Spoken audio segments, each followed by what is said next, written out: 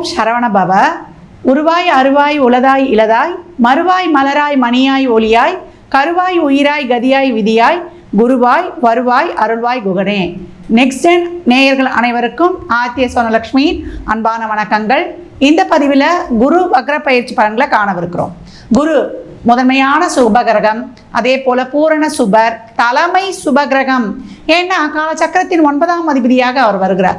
இந்த காலகட்டம் வக்ரம் ஆகும்பொழுது 12 ராசிக்கும் அவர் என்ன மாதிரியான பலன்களை தரவிருக்கிறார் என்பதை பதிவுகளை தெளிவாக காண இருக்கிறோம். குரு ஒருவருக்கு சிறப்பாக அமையும் போது நல்ல ஒரு பொருளாதார வருவாய், அதே போல ஒரு பெரியவர்களுடைய தொடர்பு, சமூகத்தில் ஒரு பேர் புகழ் மதிப்பு அங்கீகாரம், நல்ல ஒரு புத்திர பாக்கியம், இதெல்லாம் கிடைக்கும். ஒரு கோச்சாரத்தில் வரும்பொழுது அவருக்கு நமக்கு நல்ல பலன்களையும் பண்ணி கொடுத்துருவார் அப்படின்னு சொல்லலாம்.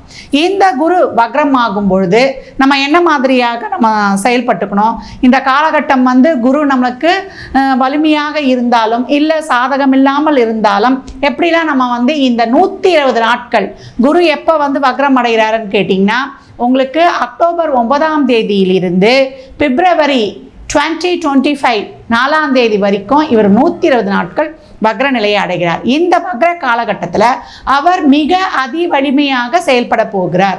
சுபகிரகங்கள் வக்ரமானால் ஒன்றும் பெரிதும் பாதிப்பு கிடையாது. இருந்தாலும் குருவை நம்ம எப்படி ரிசீவ் பண்ண போகிறோம், அவர் நமக்கு சாதகமான பலனை தரப்போகிறாரா, இல்லை ஒவ்வொரு லக்னத்துக்கும் அவர் சுபரா வர முடியாது. ஒரு சிலருக்கு 6, 8, 12க்குரியவராகவும் வருவார். அவங்களாம் எப்படி இந்த காலங்களை கடந்து வரணும் என்பதை இந்த பதிவுகள் மூலம் நம்ம தெளிவாக காணவிருக்கிறோம். இந்த பலன்கள்லாம் பொதுவான பலன்கள் தான். உங்கள் சுய ஜாதகத்தில் குருவானவர் உங்களுக்கு பொருளாதாரத்தை சார்ந்து உங்களுக்கு வேகமாக செயல்படுத்த போகிறாரா, இல்லை திருமணம் குழந்தை பாக்கியம் போன்ற விஷயங்களுக்காக செயல்படுத்த போகிறாரா வேகமாக என்பதெல்லாம் அவரவர் சுய ஜாதகத்தின்படி தான். இவையெல்லாம் பொதுவான பலன்கள் தான். உங்கள் சுய ஜாதகத்தில் அவர் வலிமை பெற்றிருக்கிறாரா, இல்லை திக்பலம் பெற்றிருக்கிறாரா, இல்லை ஆட்சி உச்சம் பெற்றிருக்கிறாரா என்பதை பொறுத்தும் குரு தசா புத்தி அந்தரம் இந்த மாதிரி நடக்கும்பொழுது இன்னும் பலன்களில் நமக்கு மாறுபாடுகள் அளவீடுகள்லாம் கூட குறைய இருக்கும். அதனால் அவரவர் சுய ஜாதகமே உங்களுக்கு பலனை கூட்டியும் குறைத்தும் நம்ம இங்கே கணக்கில் எடுத்துக்கொள்ளணும். மேலும் உங்களுக்கு உங்கள் ஜாதகத்துக்கான விவரங்களை அறிந்து கொள்ளணும்னா கீழ்கண்ட எண்ணுக்கு தொடர்பு கொள்ளுங்க. மெசேஜ் அனுப்பினாலே போதும், உங்களுக்கான அனைத்து விவரங்களும் வழங்கப்படும். ஜாதகம் சிறந்த முறையில் கணித்து பார்த்து தரப்படும். விருச்சிக ராசி விருச்சிக லக்னத்திற்கு இந்த குரு வக்ர பயிற்சி பலன்கள் எப்படி இருக்குன்னு பார்க்க இருக்கிறோம். விருச்சிக ராசி அர்த்தாஷ்டம சனியில் அல்லல் பட்டு கொண்டிருக்கிறோமா, ஏதோ குரு பார்த்து நாங்களும் சமாளிச்சிடலான்னு அப்படி நினச்சிக்கிட்டு இதோ ஓட்டிக்கிட்டு வரோம். இப்போ குரு வக்ரமானால் நாங்கள் என்ன பண்ணுவது? எப்போவும் விருச்சிக ராசிக்கு அதிகப்படியாக நன்மையை தரக்கூடியவர் குரு பகவான் தான். ஏன்னா பூரண சுபர் அப்படின்னு சொல்லியாச்சு. 2, 5க்குடையவர். இவங்களுக்கு குடும்பம் நல்லா இருக்கணும், நல்லா ஒரு பொருளாதார வருவாய் இருக்கணும், கையிருப்பு பணம் கூடணும், பிள்ளைகள் ஒரு நல்ல புத்திர பாக்கியம் கிடைக்கணும், குழந்தைங்க அமைஞ்சா கூட அந்த குழந்தைகளால் நம்ம பெருமை அடையணும். சொல்லுவாங்கள்ல, அவங்க பிறக்கும்போது இருக்கிற சந்தோஷத்தை விட அவங்க நல்லா வளர்ந்து அவர் பிள்ளையாப்பா நீன்னு சொல்லும்போது நம்மளுக்கு சந்தோஷம் அதிகமாக கிடைக்கும். அந்த மாதிரி இவனுடைய மகனா நீங்கள் அப்படின்னு சொல்லி நம்ம பெருமைப்பட்டு கொள்ளக்கூடிய அளவுக்கு, இல்லை இவர் தான் என் அப்பா அப்படின்னு சொல்கிறது போய் இவனுடைய அப்பா நான்னு சொல்லக்கூடிய நிலையை கொடுக்கக்கூடியவரும் குரு தான் அப்படின்னு சொல்லலாம். இந்த காலகட்டம் அவர் வக்ரம் அடைகிறார். கேந்திரத்தில் குரு 7ஆம் இடத்தில் வக்ரம் ஆகும்பொழுது நன்மை தீமை ப்ளஸ் ஆர் மைனஸ் கலந்தே இருக்கும். அப்போ நம்ம இப்போ இந்த காலகட்டம் எப்படி விருச்சிக ராசி அன்பர்கள் எடுத்துகிட்டு போனோம் லைஃப்பை அப்படின்னா, நம்ம ரொம்ப பொறுமை நிதானம் கொஞ்சம் அதிகவனமாக போகணும். ஏன்னா நம்மளுக்கு தொழிலில் ஒரு பொருளாதார வருவாயில் இதிலெல்லாம் ஒரு நல்ல பலன்கள் தான் கிடைக்க போகுது. நம்ம வாய் இந்த பிரச்சனைக்கு நம்ம தான் காரணம். ஏன்னா 1, 6க்கு உரியவர்களே ராசி அதிபதி லக்னாதிபதி அவங்களே வராங்க. 1, 6, 1, 8க்குன்னா பெரும்பாலும் பிரச்சனைக்கு காரணமே இவங்க தான். இவங்க நிறைய நண்பகத்தன்மையை எதிர்காலிடம் எதிர்பார்ப்பாங்க. அந்த மாதிரி இல்லாத போது பிரச்சனை வந்துடும். அதே போல் இவங்க வார்த்தை ரொம்ப கடுமையாக இருக்கும். எல்லாமும் செய்வாங்க, செஞ்சதை சொல்லி காட்டுவாங்க. அதே போல் தேவையில்லாத வார்த்தையை விட்டுடுவாங்க. அதனால தான் குடும்பத்தில் பிரச்சனையே வரும். இந்த காலகட்டம்லாம் வாய் வார்த்தையில் கவனம் தேவை. தொழில் செய்கிற இடங்களில் எல்லாரையும் அரவணைத்து செய்யுங்க, செல்லுங்க. தேவையில்லாத வாக்குவாதங்களை அங்கே செய்யாதீங்க. அதே போல் ஒரு வெளிநாட்டு வேலை வாய்ப்பு, நமக்கு வந்து ஒரு பணம் கொடுக்கல் வாங்கல், உறவுகளில் பணம்லாம் கொடுக்கும்பொழுதோ இல்லை நண்பர் தான் வந்து கேட்டார் கொடுக்குறன்னும் போது அது பணம் சார்ந்த விஷயங்களில் கவனமாக இருந்துருங்க. இல்லை பணம் கொடுத்தா கூட அதற்கு வந்து ஒரு அத்தாட்சி எழுதி வாங்கிடுங்க. இந்த ஜாமீன் போன்ற விஷயங்கள்லாம் இந்த காலகட்டம் கொஞ்சம் கவனமாக இருக்கணும். இல்லைன்னு வச்சுக்கோங்களேன், நம்ம கொடுத்த பணத்தையே இல்லைன்னு சொல்லக்கூடிய சூழல் வரும். இல்லை நம்ம யாருக்கான ஜாமீன் சொல்ல போனால் அதற்கான இதை வந்து நம்ம வந்து அந்த ஜாமீன் நம்ம போட வேண்டியதாக இருக்கும். லாஸ்ட்டில் அந்த பணத்தை நம்ம கட்ட வேண்டியதாகவே இருக்கும். இந்த காலகட்டம் உடல் ஆரோக்கியத்தில் ரொம்ப கவனம் தேவை.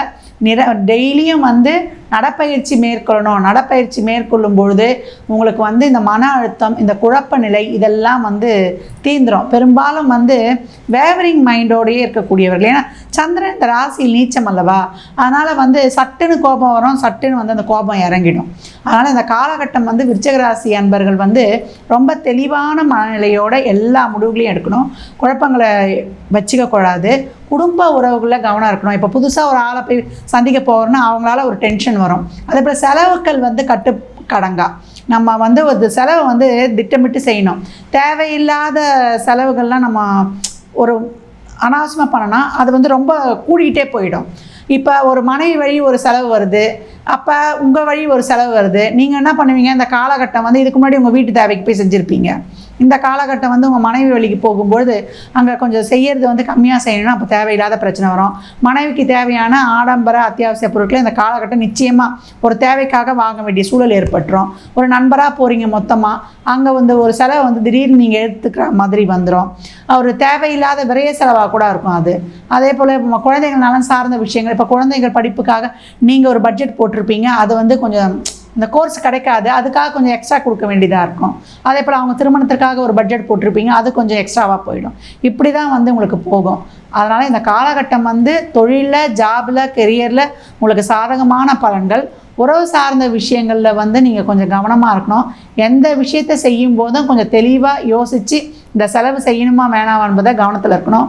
உங்கள் குடும்ப உறவுகள்கிட்ட, தொழில் செய்கிற இடங்கள்கிட்ட, அதே போல் அக்கம் பக்கம் யாருக்கிட்டையுமே இந்த காலகட்டம் வந்து தேவையில்லாத வந்து ஒரு ஆர்கியூமெண்ட் மட்டும் வச்சுக்காதீங்க.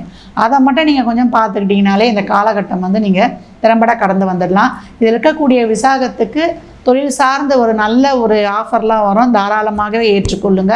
ஏன்னா இருக்கிற இடத்த விட்டு கொஞ்சம் கடந்தாலே பிரச்சனைகள் குறைஞ்சிரும். அனுச நட்சத்திரத்தில் இருக்கிறவங்க தான் உடல் ஆரோக்கியத்தில் வந்து ரொம்ப கவனம் எடுத்துக்கணும். ஒரு சிலர்லாம் குடும்பத்தை விட்டுலாம் பிரிஞ்சிருக்கக்கூடிய சூழல் தொழில் காரணமாக இருக்கும். இல்லை வந்து ஒரு பிரச்சனையாகவே கூட போயிருப்பாங்க. அவசரப்பட்டு இப்போல்லாம் வழக்கெல்லாம் போட்டுறாதீங்க. இந்த காலகட்டங்கள் வந்து போகட்டும், எல்லாமே வந்து சுமூகமாகக்கூடிய நேரம்தான் அப்படின்னு வந்து சொல்லலாம். கேட்டை நட்சத்திரத்தில் இருக்கக்கூடியவங்க வந்து ரொம்ப டிப்ரெஸுக்கு ஆளாயிடுவீங்க. நீங்கள் மட்டும் கொஞ்சம் மெடிடேஷன், யோகா, தியானம் இதெல்லாம் வந்து ஃபாலோ பண்ணும்பொழுது இந்த காலகட்டங்களில் நம்மளுக்கு தேவையே வந்து மௌனம் தான் நம்மளுக்கு எல்லாத்துக்குமே வந்து ஒரு சிறந்த மருந்து அப்படின்னு வந்து சொல்லலாம். ஏன்னா குருனாலே மௌனம் தான். இந்த காலகட்டம் நீங்கள் வந்து ஒரு பொறுமை, நிதானத்தை கடைபிடிக்கும்பொழுது இந்த வக்ரகாலம் உங்களுக்கு வளமையை தருவதாகவே அமையும். விருச்சிக ராசி லக்னக்கார அன்பர்களுக்கு என் மனமார்ந்த வாழ்த்துக்களை தெரிவித்துக் கொள்கிறேன்.